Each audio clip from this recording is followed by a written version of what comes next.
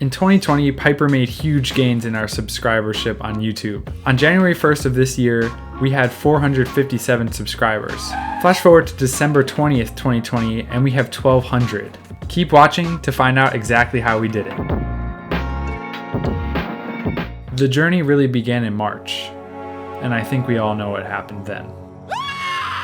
We had all of our client shoots cancel, and the possibility of any sort of live in-person event happening anytime soon evaporated. We're not just gonna lay down, we're not just gonna end this thing. Where do we refocus? Where do we adjust? Where do we adapt?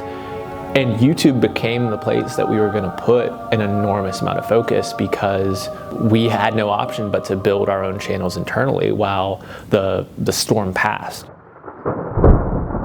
The first thing we focused on was creating eye-catching thumbnails. They might not seem that important, but thumbnails are the first impression you have of any video, and it's ultimately what gets you to click on it. Click-through rate is a stat we started to focus on a lot, and it told us a lot about our success with designing these eye-catching thumbnails. Obviously, if people don't click on your video to begin with, then you're not going to get views, and you're most likely not going to gain subscribers either. Something we notice about thumbnail design is that when there's a picture of someone's face expressing some sort of emotion, those are the ones that tend to do best. We took a little inspiration from David Dobrik on this, and he tends to almost always put a picture of his face on his thumbnails. Another thing we focus on when trying to gain subscribers on YouTube is metadata and making sure that our videos come up in search results. By entering in keywords related to our video and popular search entries, we're able to come up at the top of the search results on YouTube for many of our videos. I think this is pretty important because usually when I search for something on YouTube, I end up watching one of the first 3 videos that comes up in the results. Another thing we added to our videos for search engine optimization are timestamps or chapters. By labeling specific sections throughout the video, they're able to come up in Google searches and other searches outside of YouTube.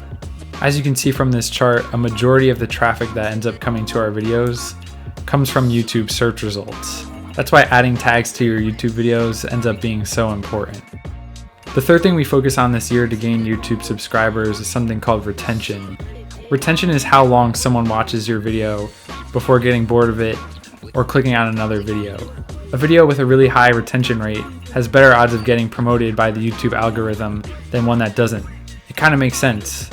Why would YouTube want to promote a video that people aren't sticking around to watch instead of one where they watch through the entire thing? In this interview with Eric, he explains why retention is so important to success. I would arguably say maybe the only thing that you should be looking at on your dashboard is your retention and watch time. If you can make a video that's long and has crazy retention, YouTube will have no choice but to promote your video to the masses.